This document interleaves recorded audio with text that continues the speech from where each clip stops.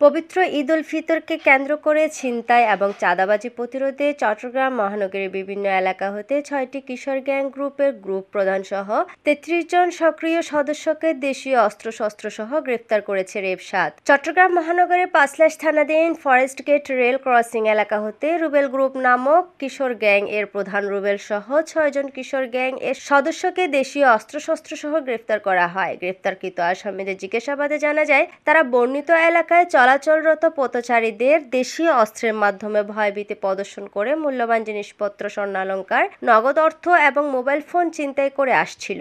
পরে তাদের তথ্যমতে গত ২৭ মার্চ মধ্যরাত থেকে ২৮ মার্চ সকাল পর্যন্ত চট্টগ্রাম মহানগরীর বিভিন্ন গুরুত্বপূর্ণ স্থানে বিশেষ অভিযান পরিচালনা করে ছিনতাই এবং চাঁদাবাজি প্রকল্পে ৪টি কিশোর গ্যাং এর গ্রুপ প্রধানসহ অন্যান্যদের আটক করা হয়।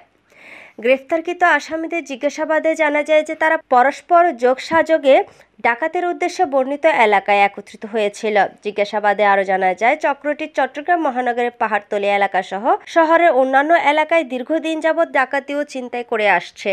Raihana Akter, Lovely, N+ TV, Chittagong.